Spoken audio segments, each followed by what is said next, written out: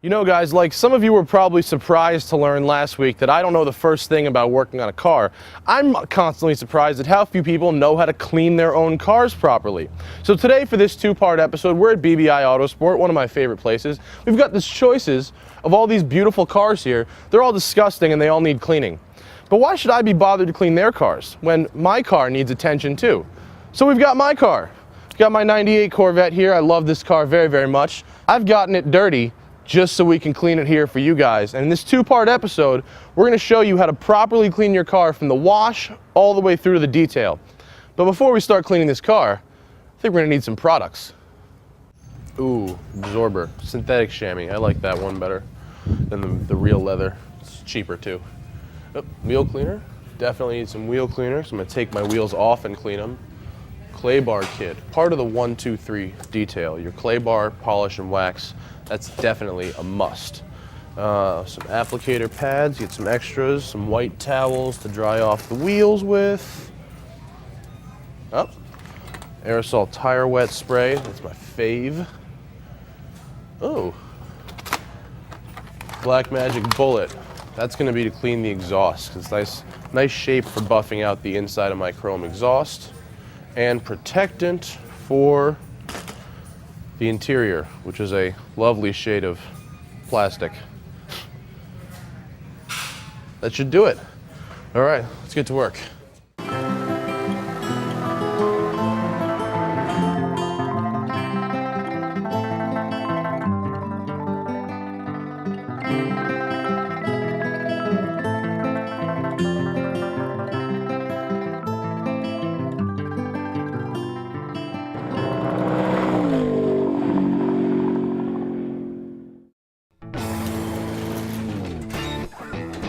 Take matters in your own hands. Keep that car running better, longer. Do everything you can to make sure a small job doesn't turn into a costly one. And AutoZone is the one place with the expertise and tools you need to do the job right the first time. Because do it yourself doesn't mean you have to do it alone. Get in the zone. AutoZone. Right. First things first, you gotta get the car wet. My biggest problem with this car is not dirt so much as it is bugs. Lots of them in California, and when you drive fast, they get stuck on there. So I've got some bug and tar remover, and this will get all the really nasty stuff off. So you wanna be pretty liberal with this stuff on the hood. And it's a pre-wash, so you do it before you wash. Just get it all over there. And then if you're the type of guy likes to do burnouts, you're probably going to want to put some behind your wheel arches as well, because odds are there's some leftover rubber on there from the last time you lit them up, and as you can see there is. And this will just help get that stuff right off. And then what you do afterwards is you get a bucket of soapy water and this guy right here. This is just a sponge, but it's wrapped in a netting, and it adds a bit of an abrasive thing to get those bugs and the tar off your car. Regular old car washing soap. I like Black Magic stuff, A, because they sponsor the show, and B, because their products are actually good. I wouldn't plug them if I didn't think their products actually worked. We're not using any professional detailing products, so this is all stuff that you can do at home. And now that our bug and tar gel has set in, we're gonna rinse it off with the soap and the sponge. Oh look, I got a hole in the bucket. This stuff, look at that, and it just comes right off. If you don't get bugs off quickly, like we've seen happen in Florida where they've got the love bugs, the chitin in the bugs shells can really eat through your paint. So you really want to get the bugs off as quickly and easily as possible. Oh yeah, look at that. Tell me that stuff doesn't work, huh? That's why this sponge is like $2. It's totally worth having, and it lasts a long, long time. All right. Now that we've prepared our car by removing the bug and tar, it's time we actually wash this thing. I use what we call the 2-bucket system, where I keep my clean water in here and then my dirty water in there. So as I wash, I rinse out the mitt in this bucket before getting soap back on it. That's how we avoid scratches. So I'm just gonna go right to it. Right about now, you're probably wondering what's actually underneath the hood of this car, and I will tell you. 98 Corvette stock bottom end, but it's got pretty much everything else on it that you can do to a normally aspirated car. It's got head work, exhaust work, intake work, software, fuel system work. Makes about 420 horsepower at the wheels. It's also got coilover suspension, sway bars, a roll bar, all kinds of good stuff in terms of suspension and handling, because let's face it, stock Corvettes are not exactly known for their handling. Also got these beautiful wheels from Proformance Industries in New York. My friend George made them just for me.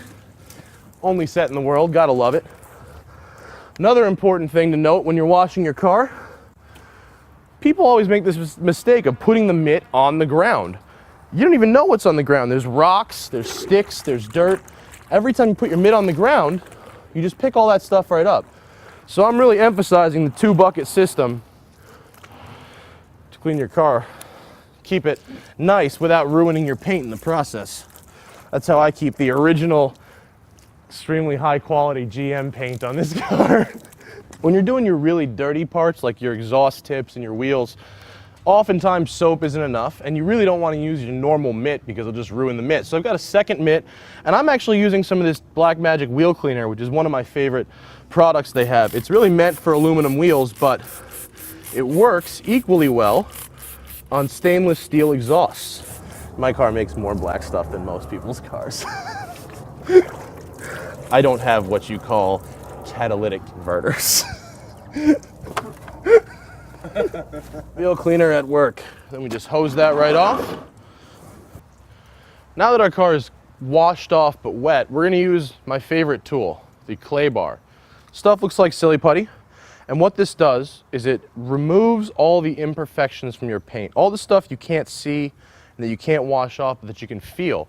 When you feel the paint, you can feel that it's got some roughness to it.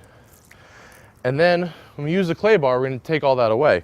So what you want to do is grab some Quick Detailer, whatever your brand is that you like, and just spray the whole car, because this stuff needs a lubricant to work, right? Be really liberal. Ooh, it smells like cinnamon, doesn't it? You can be really liberal with this stuff because it's just like a lubricant, a wax, liquid wax. You can use soapy water if you want, but I find that this stuff works better. And then you make a little pancake out of this guy, and you just rub it. Just rub it right along there. Not too much pressure, just nice, even motions back and forth, all over. Then I'm going to show you how well this works, because it gets dirty, right? It's pulling all the imperfections off the paint. So all you do is knead it back up, like some silly putty, and now you have a clean surface again. And now you just start the process all over until you do the whole car. I'm using the Absorber, which is a synthetic chamois. You can use the real ones or the fake one. Doesn't matter, as long as you want to use a chamois of some kind, not just a regular towel to dry the car. It gets you done faster because it absorbs more water. Doesn't scratch your paint like a dirty towel might if your towel's not perfectly clean. And it just helps you smooth the process out, streamline it a little bit. Here's the move. And just drag it right across. That's all you gotta do. I went to one of those cheerleader charity car washes once. The girl put the mitt on the ground and then washed my car, and I literally had a scratch the whole way down the car, like a loop format. It was the worst. So don't ever put anything you're gonna rub on your car, don't ever put it on the ground or any dirty surface for that matter, because whatever's on that surface is gonna end up rubbing right into your paint. Okay. Now we are washed.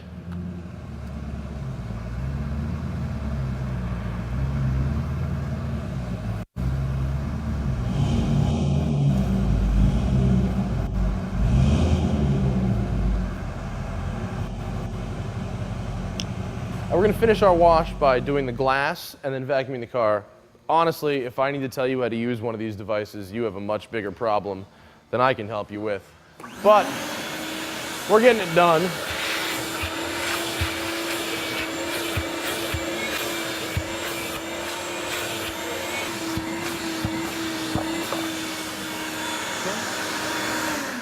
All right, now that we've vacuumed, I'm gonna finish it off with a little bit of glass cleaning. There's no rocket science to cleaning windows. Everyone's done it. Use glass cleaner and a microfiber and it's done. The key is if you have tinted windows like I do, you want to use ammonia-free glass cleaner because some glass cleaners that use ammonia will eat right through your tinted windows and you've now wasted money and your windows look like crap. So now that I have my ammonia-free glass cleaner, I can go to work. It's easy when you have no door frame to clean the window. Obviously, GM has spent a lot of time engineering this beautiful plastic interior, just full of injection molding. So we're going to use some of this ProShine interior protectant. It's meant for plastic and vinyl surfaces, and we certainly have plenty of those in the Corvette. So this stuff goes right on. Quick on and a quick right off.